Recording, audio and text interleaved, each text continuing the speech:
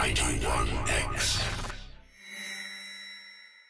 It is 91X. Please welcome to the Coachella Flophouse. Local natives, everybody, come on. You have to clap for yourself right there. That's just the deal. Yes. Because Hello. it's television and slash radio. Andy Stokes, thank you very much.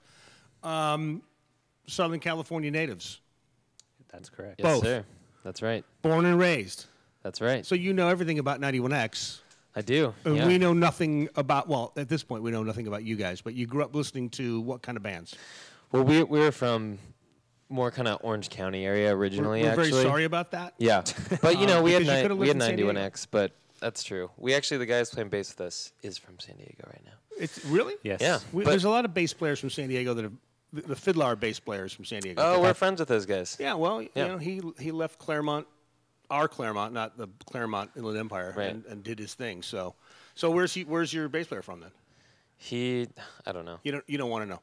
I don't want Probably to know. someplace bad. Probably. So No, so, the punk scene, you know, we grew up when we were kids and picked up our guitars and we're into the punk scene, and At the Drive-In was our favorite band, but it was the whole kind of punk hardcore thing when we were 15 years old. right. Did you come out last year to see them play? No, we missed that. I think we were on tour somewhere else. So That's a drag because they'd played here 12 years before that. Opened one of the Gobi tents or one of the Sahara tents or something. Yeah. First band out at 1 o'clock in the afternoon. Yeah.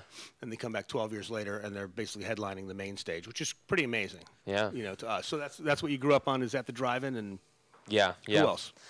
Well, let's see. After we transitioned out of that, I think we all kind of came back to the 60s harmony bands were sort of our biggest thing, like Beach Boys and Crosby, Stills, Nash, Zombies.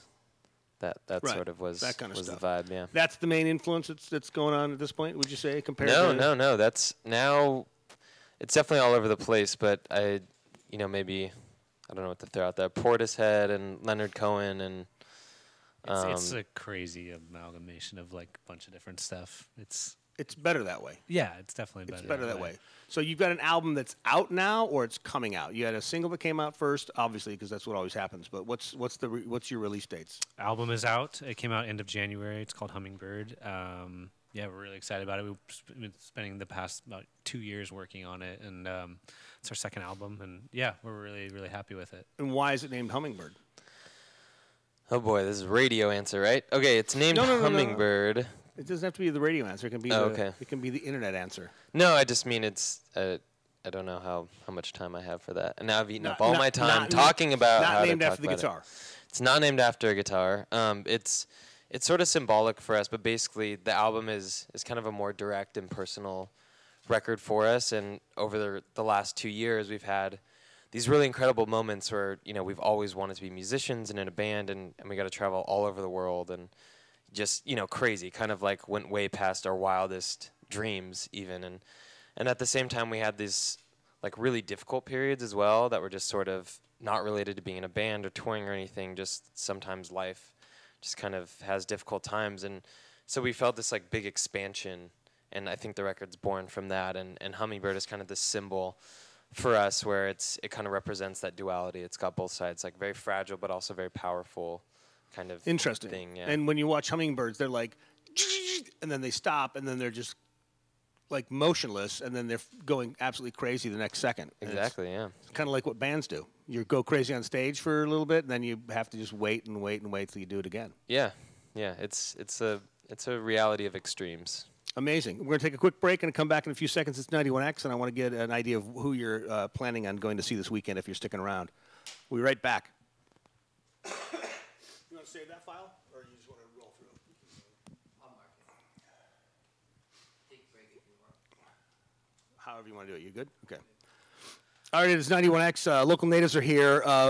Have you been to Coachellas before? Obviously, you've lived in Southern California, so I guess you've been to a couple. Oh, yes. Yes, definitely. A couple, three. What were your favorite ones? Who did you see, and what did you love? Let's see. Highlight was watching Bjork headline on the main stage, and that's one of my lifelong hugest influences, and she was just incredible. Had so much energy. Okay, now you go. We'll trade off. We saw, I think it was the same year as 2008. We caught Arcade Fire. They had the sunset slot and it was just like On the really- smaller stage. on one of the, I think it was Yeah. like the outdoor stage or something Right. like that, and it was really just like inspiring. And they'd really. kind of got that stage, and then they kind of blew up, so it was jam-packed that day. I Yeah, remember that. yeah. It was just electric. yeah, really, really amazing. People singing along and going crazy for, you know, Yeah. that kind of stuff. It's cool. That's actually the slot that we have for Coachella this time, and where I was actually thinking of another band that had that slot. Or they were probably a little bit later, but it was Atoms for Peace first show, Right. and that was one of the most amazing. Their first live show sets. here? I thought didn't they do like a little Ford Theater or a I think Henry it was Fonda the Theater or first. They were something? playing around. I think it may have been one of the first like shows. real shows. Well, that they were called Atoms for Peace at that time. You are correct. So Bjork, obviously the influences too. Arcade Fire, just love them. Yeah, we went on tour with those guys in 2011 and kind of became buddies with them, and so it's cool to have a band that you looked up to and Right. or do look up to. I think they're incredible. So who are you looking forward to seeing this weekend? And are you going to stick around and can you stick around to see other bands and next weekend as well? Is there people you're going to go see? Well, luckily, I mean, this weekend we have to leave, but we'll be back next weekend for the whole weekend. So I'm trying to think. I was looking at the list today, actually. Definitely want to catch Tame Impala. I've been super into their new record. I think all of us have. I definitely want to catch that. James Blake is also playing. Yeah, that new But that's James like Blake record is Yeah. so insanely amazing. It's really good. Perfect. Yeah. Those two and that's it? There's a No, just Blur. totally blanking. Blur. I of mean, Blur, course. okay. Of Yeah. course. Stone Roses. Obvious Right. answers there. Yeah. But Oh, Sigaros. I've never seen them before, and I'm a massive fan, and I'm definitely gonna watch their whole set. So Perfect. I'm excited about that.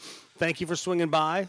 Continued success in the future. And when you come down to San Diego, we'll take you out for some really unbelievable tacos. Great. sounds Deal? good. Deal. That's a deal. All right. It's 91X.